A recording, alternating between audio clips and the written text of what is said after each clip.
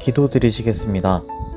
내 마음을 다하고 목숨을 다하고 뜻을 다하여 주 너의 하나님을 사랑하라 하셨으니 이것이 크고 첫째 되는 계명이요 둘째도 그와 같으니 내 이웃을 내 자신같이 사랑하라.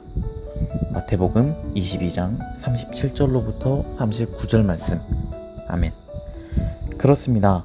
나의 이웃을 내 몸과 같이 사랑하라 하셨는데 나는 지금 무엇을 사랑하고 있었는지요? 나의 안위와 나의 편안을 쫓고 있지는 않았는지요?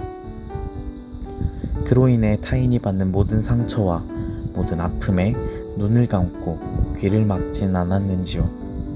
교회 안에서 봉사하지 않는 사람보다 봉사하는 내가 더 낫다며 내가 하나님 보시기에 더 흡족한 사람이라 자만하며 타인을 향해 손가락질하고 있진 않았는지요? 그렇게 나는 예수님을 못 박지 않았다는 이상한 자신감을 십자가를 통해 얻고 있진 않았는지요? 기독교가 지탄의 대상이 되어갈 동안 우리는 무엇을 하고 있었습니까? 나는 그렇지 않으니까, 나는 괜찮으니까 라고 생각하며 그저 남의 일로 치부하고 있진 않았습니까?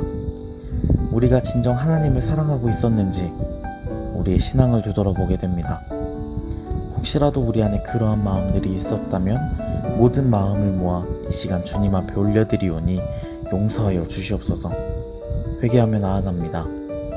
전지전능하신 하나님, 모든 상황을 역전시키실 하나님, 이제 우리가 주의 뜻을 알기 원합니다. 세상에 가장 값진 사람으로 지어 이 땅에서 완성하시려는 하나님의 빚어가심을 믿습니다. 그러니 주님, 이 시간 우리의 입술로 먼저 주님의 뜻을 구하게 하시고 알게 하셔서 잠시 지나가는 기쁨과 끝날 고통 사이에서 고민하지 않고 더욱 담대히 복음을 전하며 세상의 빛과 소금이 되는 주의 청년들 되길 이 시간 또한 간절히 소망합니다. 영원전부터 우리의 아버지 되시는 하나님, 우리 안에 비판, 비방, 비난이 아닌 감사와 기쁨이 넘쳐나게 하여 주시옵소서. 이제 말씀을 듣습니다. 말씀 전하시는 목사님 가운데 함께 하셔서 굳건히 말씀 전하게 하시고 예배에 참여한 모든 이들 가운데 성령님 임재하셔서 그들의 마음을 붙들어 주사 이 시간 드려진 예배가 그 어떤 날보다 진심을 다한 예배가 되게 하여 주시옵소서. 거룩한 주의 날을 맞아 기쁨과 찬양 올려드립니다. 기쁘게 받아주시옵소서. 예수님의 이름으로 기도드렸습니다. 아멘.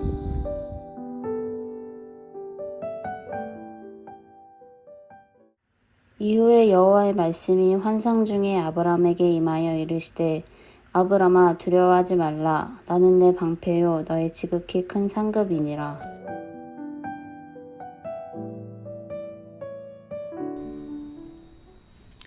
샬롬, 빛과소금교회 청년 여러분들 주님의 이름으로 축복합니다. 우리 코로나로 인해서 많은 어려움이 있죠.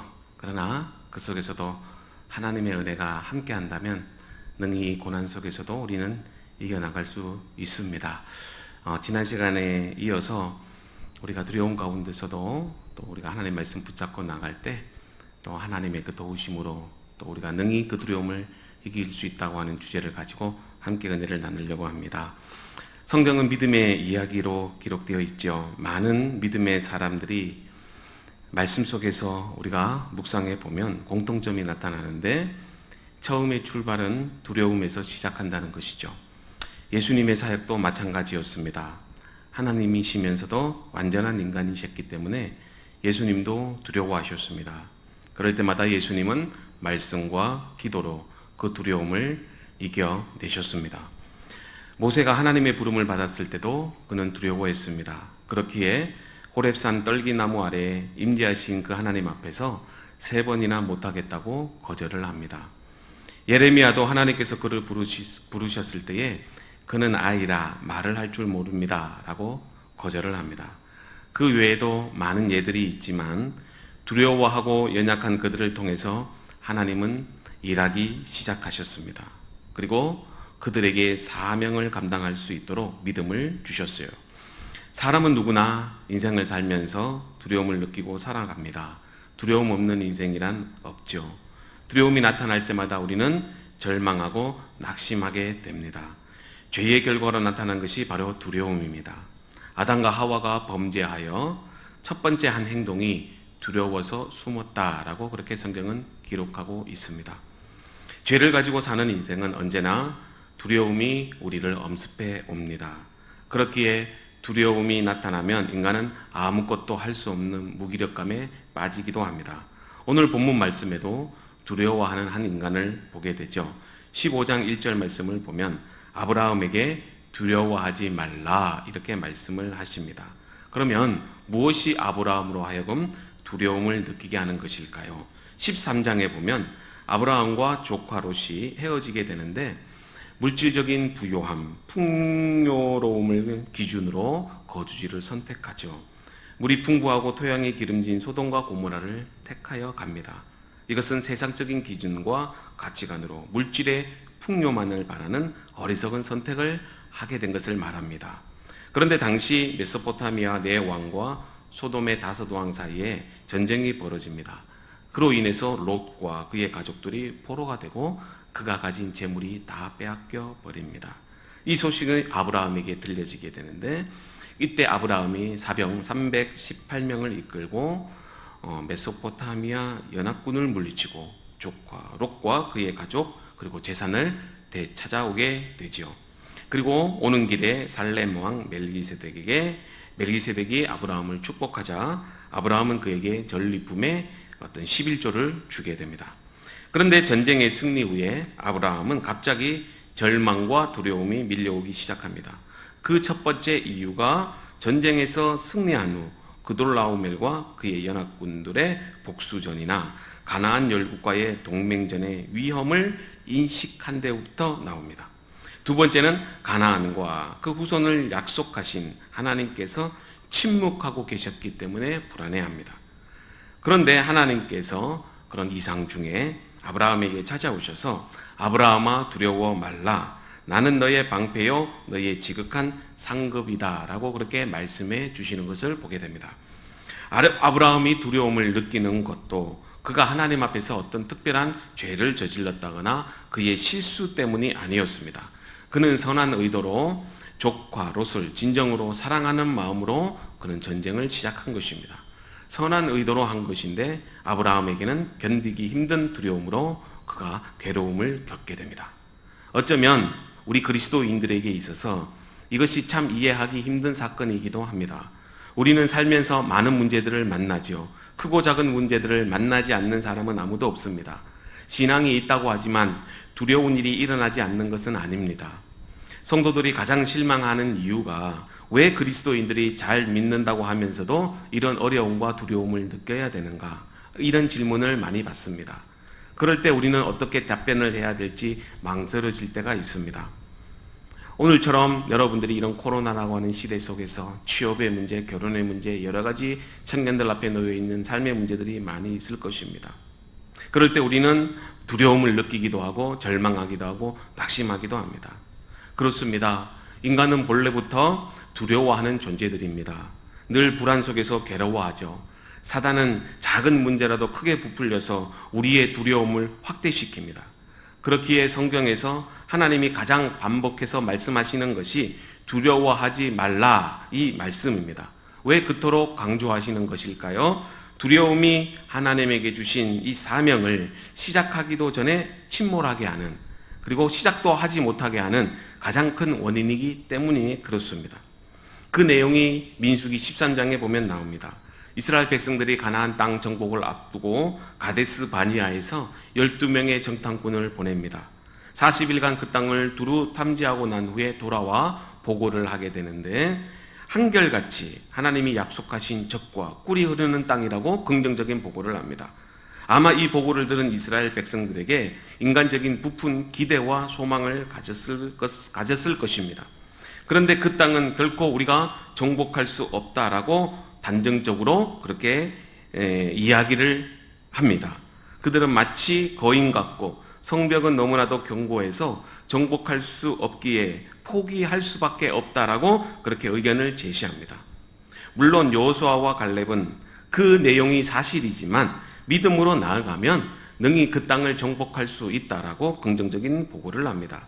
그러나 이스라엘 백성들의 대부분은 우리의 실력으로 가나안 땅을 저지할 수 없다. 가나안 땅을 정복할 수 없다. 우리가 그 땅을 향하여 나아가면 우리는 죽을 수밖에 없다라는 두려움의 결론을 내립니다.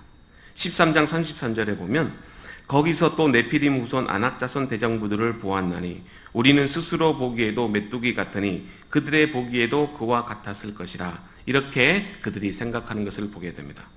그들 스스로 하나님의 백성인 그들이 스스로 메뚜기라고 정의를 내립니다. 무엇이 그들을 메뚜기로 만들어 버렸을까요? 두려움과 절망 때문입니다. 전쟁에 나가는 군인이 미리 겁을 먹고 사기를 잃어버리면 그 전쟁은 아무리 무기와 전략이 좋아도 패배할 수밖에 없습니다. 메뚜기라고 하는 이 표현은 그들은 이미 노예적인 사고 방식을 떨쳐버리지 못했다는 것이죠. 노예적인 사고란 무엇입니까? 도전해보기도 전에 포기하고 좌절해버린다는 것입니다. 나는 원래 그런 놈이기 때문에 해도 안 된다는 의식으로 살아갑니다. 그리고 자꾸 상황과 환경을 탓합니다. 이것이 사단이 우리에게 두려움을 주는 이유입니다. 두려움은 우리로 하여금 불안과 염려를 주고 그것으로 하여금 하나님을 신뢰하지 못하게 만들어버립니다. 우리 앞에 넘지 못할 산이 있고 우리를 힘들게 하는 상황 환경이 있다 해도 믿음이 있다면 하나님이 우리와 함께 하시면 우리는 능히 극복해낼 수 있습니다. 두려움은 절망과 좌절은 믿음으로 극복해 나갈 수 있습니다. 가데스 바니아에서의 두려움은 그들의 불평과 원망은 믿음이 없기 때문이었습니다. 여호수아와 갈렙도 왜 두렵지 않았겠습니까? 두려움은 누구나 경험하고 앞으로도 계속될 것입니다. 그러나 믿음은 상황과 환경을 바라보지 않고 그 상황과 환경을 이길 수 있게 하는 하나님을 바라보게 합니다. 우리가 호흡을 하는 이유가 무엇입니까? 눈에 보이지 않아도 공기 속에는 산소가 있기 때문입니다. 마찬가지입니다. 눈에 보이지 않아도 위기와 절망 속에서도 하나님은 우리와 함께 하시고 우리를 지켜주십니다. 이러한 불안과 염려, 근심이 들 때 하나님의 약속의 말씀을 믿고 나아가십시오. 그러면 세상 끝날까지 하나님은 우리를 지켜주십니다. 그러므로 우리는 믿음의 눈을 열어 주님을 바라보십시오. 절망과 고통은 계속됩니다. 주님 오시는 그날까지 우리를 힘들게 할 것입니다. 그리고 여러분 두려울 것입니다. 그러나 염려하지 마십시오. 오직 우리와 함께 하시는 주님을 바라보십시오. 주님을 붙잡으십시오. 세상에 험한 풍파와 고통이 여러분들을 몰아친다고 해도 주님은 여러분들을 지켜주십니다. 우리 하나님은 하늘과 땅을 창조한 창조주 하나님이십니다. 그리고 땅의 소산을 베푸시는 자이십니다. 다윗의 인생도 마찬가지였습니다. 다윗은 사울왕의 시기심으로 인해서 평생을 죽음의 공포에서 살아갑니다. 그럴 때마다 다윗도 낙심합니다. 두려워합니다. 그러나 다윗은 그러한 절망과 두려움 속에서도 주님이 나의 산성이시며 주님이 나의 요새시며 주님은 나의 소망이시며 나의 힘이 되신 여호와임을 고백하며 믿음으로 이겨 나갑니다. 평생의 주를 찬양하며 주님께 두 손을 들고 하나님 앞에 나아가야 됩니다. 오늘 우리에게 필요한 것은 두 손을 들고 주님 앞에 나아가는 것입니다. 그리고 감사함으로 그 고난을 이겨 나가야 됩니다. 여러분, 우리가 기도하고 간구해야 할 내용이 무엇입니까? 그것은 고난과 역경이 닥쳐올 때 그 상황을 없애달라고 기도하기보다는 그 고난과 시련 가운데서도 하나님의 뜻이 있음을 믿고 주님 안에서 염려와 근심은 오히려 우리로 하여금 하나님을 의지하게 한다는 그 사실을 믿고 신뢰하실 수 있기를 바랍니다. 내가 고난을 당하고 두려울 때 그것으로 인해서 하나님을 바라보고 기도하며 신뢰한다면 그것은 나에게 오히려 하나님의 은혜고 축복입니다. 고난과 역경이 없다는 것은 하나님이 나를 버리셨다는 말과 같습니다. 로마서 1장에 보면 하나님의 가장 큰 진노가 바로 죄인들을 내버려 두셨다는 그런 말씀을 반복적으로 말하고 있습니다. 왜 죄인들이 잘 먹고 잘 사는지 아십니까? 그것은 하나님이 내버려 두셨기 때문에 그렇습니다. 하나님의 간섭이 없는 인생, 고난이 없는 인생은 자기 마음대로 자기 욕심대로 죄만 짓는 인생이 될 수밖에 없습니다. 세상에서의 번영과 물질의 복이 그리고 좋은 대학과 좋은 직장이 사람의 인생을 결정하지 못합니다. 수험생들과 수험생을 앞에 둔 부모님, 우리 모두가 우리 자녀들이 좋은 대학에 진학하고 좋은 직장에서 좋은 배우자를 만나 행복한 인생을 살았으면 좋겠다라는 소망을 가지고 살아갑니다. 그러나 여러분, 그것은 하나님의 뜻이 아닙니다. 하나님의 뜻은 그러나 안타까운 것은 좋은 대학, 좋은 직장, 좋은 배우자를 만나 결혼하는 것이 우리의 행복과 우리의 인생을 결정하는 것이 아닙니다. 오늘 우리가 힘들게 하루하루를 살아가는 이유도 바로 여기에 있습니다. 노련한 마라토너는 처음부터 힘을 쓰지 않습니다. 어리석은 마라토너는 100m 달리기 하듯이 처음부터 달려간다면 500m도 가지 못해서 지쳐 쓰러질 겁니다. 먼저 출발했다고 해서 결승점에 먼저 들어오는 것이 아닙니다. 끝까지 가봐야 아는 것입니다. 출발이 늦어도 페이스를 맞추어서 최선을 다해서 열심히 달려가다 보면 반드시 좋은 결과가 주어집니다. 인생이란 결국 꼬린 지점에 가봐야 아는 것입니다. 지금 앞서간다고 해서 그 앞서가는 사람이 성공자의 인생을 산다는 보장이 없습니다. 비록 지금은 뒤에 늦게 출발한다 할지라도 그것 때문에 실패하고 넘어진다고 해도 끝까지 달려가 보면 하나님께서 여러분들의 그 길을 인도해 주십니다. 지금은 모릅니다. 중심이 우리 하나님 앞에 바로 서 있다면, 우리가 하나님을 신뢰하고 포기하지 않는다면, 최선의 노력을 다한다면 하나님은 그 인생을 복주시고 선한 길로 인도하십니다. 이것이 바로 오늘 우리가 두려움을 이기는 유일한 그런 믿음의 길입니다. 힘든 시간을 보내는 우리 빛과 소금 교회의 청년 여러분들, 재능보다 더 중요한 것은 노력입니다. 그러나 노력보다 더 중요한 것은 믿음입니다. 그리고 하나님의 능력이 나와 함께 하신다는 그 믿음으로 최선을 다해야 됩니다. 소나기가 쏟아지고 난 이후에 하늘에 떠오르는 무지개처럼 이제 여러분들 앞길에 하나님의 인생의 무지개가 되어주실 것입니다. 골로새서 1장 23절에 이렇게 말씀합니다. 만일 너희가 믿음에 거하고 터 위에 굳게 서서 너희 들은 바 복음의 소망에 흔들리지 아니하면 그리하리라. 이 복음은 천하 만민에게 전파된 바요 나 바울은 이 복음의 일꾼이 되었노라. 쉬운 성경을 보면 이렇게 말합니다. 만일 여러분들이 들은 복음을 굳게 믿고 그것을 붙들고 있으면 하나님은 그 모든 일을 이루실 것입니다. 믿음 안에서 흔들리지 말고 굳게 서 계십시오. 복음 안에서 받은 소망을 잊지 말기 바랍니다. 제 둘째 주은이는요, 어릴 때에 강아지에 대한 노이로제가 있었습니다. 제가 미국에서 유학하던 시절에 미국에서 장로님 댁에 초대를 받아서 갔는데 그때 그 강아지가 우리 둘째 주은이를 쫓아다녔던 것 같은데 주은이는 자기를 물려고 생각해서 두려워서 막 울면서 도망갔던 그런 기억이 있습니다. 계속해서 쫓아오니까 주은이에게는 강아지에 대한 기억이 좋지 않아요. 강아지만 보면 지금도 놀라고 두려워서 어쩔 줄 몰라 합니다. 제가 한국에 와서 아파트에서 소형 아파트에서 살았는데 그때 우리 집 바로 위층에 엄청나게 큰 개가 있었습니다. 그 개가 산책하러 나올 때 집 앞에 나오면 주은이는 놀라서 밖에 나오지도 못하고 두려워서 울기도 합니다. 근데 주은이가 그 개를 보면 얼른 아빠를 찾고 아빠 품에 안기는 것을 보게 돼요. 그러면 주은이는 두려운 마음보다는 그 아빠가 함께 함으로 인해서 오히려 마음의 평안과 위로를 받게 되는 것을 보게 됩니다. 그 이유가 무엇일까요? 아빠를 깊이 의존하고 아빠만 있으면 두렵지 않다는 것입니다. 여러분 마찬가지입니다. 상황은 변하지 않습니다. 두려움의 모든 원인인 강아지가 없어진 것은 아닙니다. 그러나 주은이가 두려움을 어떻게 이겨나갑니까? 바로 아빠입니다. 아빠만 있으면 두렵지 않다는 것이죠. 우리는 가끔 어려운 문제와 상황을 만날 때 그것을 해결해 달라고 기도합니다. 다시는 이런 일이 없도록 그렇게 기도합니다.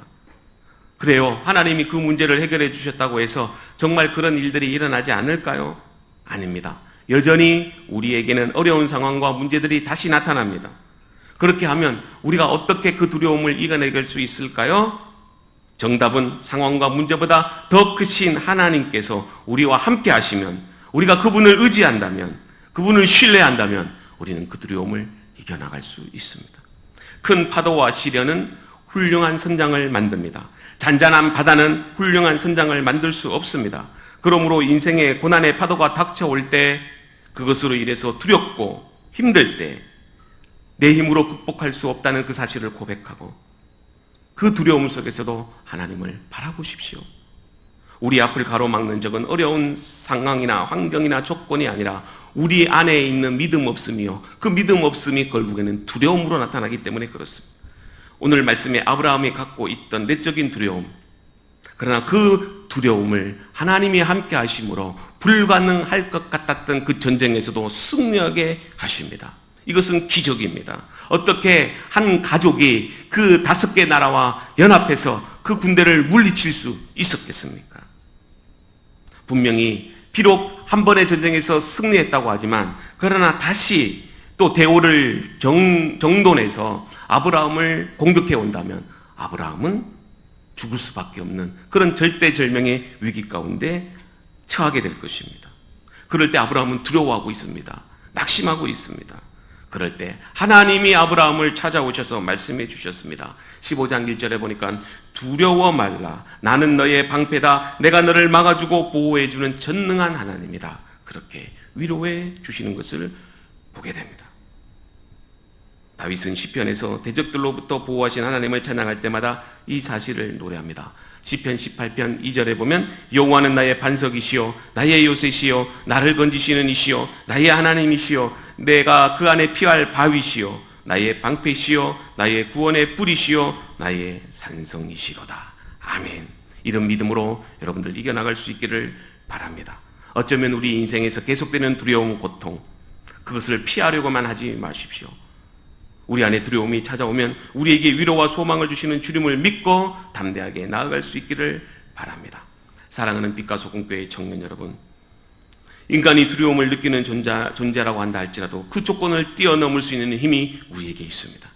하나님의 위로와 소망이 우리에게 임하는 순간 우리는 그 두려움을 이겨나갈 수 있습니다. 믿음은 바라봄의 법칙이 있습니다. 믿음의 대상인 주를 바라보며 포기하지 말고 기도할 때 우리의 실패는 사실 실패가 아닙니다. 포기할 때 정말 실패가 되는 것입니다. 포기하지 않는 한 우리는 승리할 수 있습니다. 무엇을 의지할 것인가? 그것이 문제의 해결 방법입니다. 인생에서 우리를 두렵게 하고 좌절하게 하는 것들이 너무나도 많습니다. 두려운 상대가 있습니다. 상황과 환경이 우리를 절망 가운데 이끌어갑니다. 그러나 두려워하지 마십시오. 우리의 방패가 되어주시는 하나님이 우리와 함께 하십니다. 광야에서도 이스라엘 백성들을 200만 명이나 되는 그들을 먹이고 입히셨습니다. 어느 누구 하나 다치지 않고 어느 하나 옷이 헤어지지 않고 어느 하나 굶주려 죽은 사람이 없고 어느 한 생명도 목말라 죽은 사람이 없습니다. 이것은 하나님이 그들을 지켜주셨기 때문입니다. 오늘 우리의 산성이시여 우리의 반석이 되시는 모든 근심과 걱정을 주님께 맡기는 저와 여러분들이 되기를 주님의 이름으로 축복합니다. 끝나기 전까지는 끝난 것이 아닙니다. 막이 내려야 오페라는 끝납니다. 하나님은 전능하신 분입니다. 믿음의 눈으로 주를 바라보십시오. 이 말씀이 여러분들에게 위로와 소망을 주실 것입니다. 이사야 41장 10절입니다. 두려워 말라. 내가 너와 함께함이라. 놀라지 말라. 나는 내 하나님이 됨이라. 내가 너를 굳세게 하리라. 참으로 너를 도와주리라. 참으로 나의 의로운 오른손으로 너를 붙들리라. 이 말씀을 생각하면서 한 주간도 믿음으로 승리하는 저와 여러분들 되길 주님의 이름으로 축복합니다. 하나님 아버지 감사합니다. 우리의 인생이 절망과 좌절 가운데 두려워할 수밖에 없는 것이 우리의 인생입니다. 그러나 우리가 그 두려움을 극복할 수 있는 유일한 우리에게 힘은 바로 믿음으로 주님을 바라보는 것입니다. 절망 가운데서도 주님이 우리에게 찾아오셨던 것처럼 주님이 우리와 함께하면 그 상황을 극복해 나갑니다. 고통과 절망 속에서도 믿음을 잃지 않도록 도와주시고 오늘날 우리 청년들이 당하고 있는 아픔과 상처 너무나도 많습니다. 위로해 주시고 풍랑이는 바다 가운데서도 그 바다의 물결을 헤쳐나갈 때 유능한 선장이 될 수 있는 것처럼 두려움과 고통 속에서도 하나님 믿음으로 굳건히 서게 하시고 너무나도 힘든 이 코로나 시절 가운데 또 인생의 진로와 여러 가지 삶의 문제 가운데 주님이 동행하셔서 믿음으로 여호수아와 갈렙처럼 살아가는 복된 청년들이 되게 하여 주시옵소서. 예수님의 이름으로 감사하며 기도드리옵나이다. 아멘. 안녕하세요. 비소청 광고를 맡게 된 손주찬입니다. 8월 30일 비소청 광고 시작하도록 하겠습니다. 먼저 2020년 청년 목표 읽고 시작하도록 하겠습니다. 시작. Let's start over. 다시 시작하자. 다음은 이달의 말씀입니다. 제가 읽도록 하겠습니다. 사랑 안에 두려움이 없고 온전한 사랑이 두려움을 내어 쫓나니 두려움에는 형벌이 있습니다. 두려워하는 자는 사랑 안에서 온전히 이루지 못하였느니라. 아멘.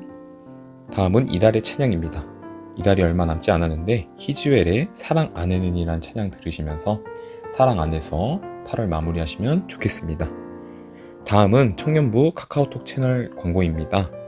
카카오톡 검색창에 빛과 소금 교회 청년부 검색해 주시고 채널 추가하셔서 많은 이벤트와 또 광고 받으셨으면 좋겠습니다. 8월 이벤트 참여자 명단입니다.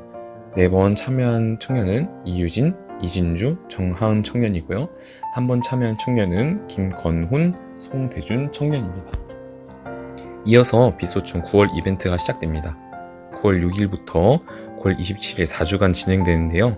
내용은 청년부 설교 본문 말씀 필사와 기도 제목을 적고 인증샷을 보내주시면 됩니다. 제출기한은 수요일 23시 59분까지고요. 청년부 카카오톡 채널을 통해서 보내주시면 됩니다. 다음은 하반기 성경 통독입니다. 하반기 신약 통독 이벤트가 있는데요. 7월부터 12월 통독하신 분들은 빛과 소금교회 청년부 카카오톡을 통해 또 혹은 임리더들을 통해 말씀해 주시면 통독하신 분께 선물을 드리도록 하겠습니다. 다음은 예배 댓글 이벤트입니다. 예배 시간 1시 30분부터 1시 40분 사이 청년부 예배 라이브 동영상에 댓글을 달아주시면 추첨을 통해 선물을 드리도록 하겠습니다. 다음은 미디어부 지원자 모집입니다. 온라인 예배가 더욱 길어질 것에 대비하여서 온라인 예배를 위해 청년분들 중에 미디어부를 모집하려고 합니다. 모집 대상은 디자인, 음악, 영상, 컨텐츠에 관심이 있거나 능통하신 분들 중에 예배 준비를 위해 봉사하시고 싶은 분들 중에서 뽑고자 합니다. 문의는 정한 청년에게 해주시면 되고요. PPT 영상 편집 또 제작을 준비하기 때문에 또 준비하면서 배우고 익힐 수 있습니다. 다음은 9월 월삭 기도회입니다. 9월 1일 월삭 기도회가 있습니다. 기도로 또 새로운 9월을 준비하면 좋겠습니다. 이상으로 광고 마치도록 하겠습니다. 감사합니다.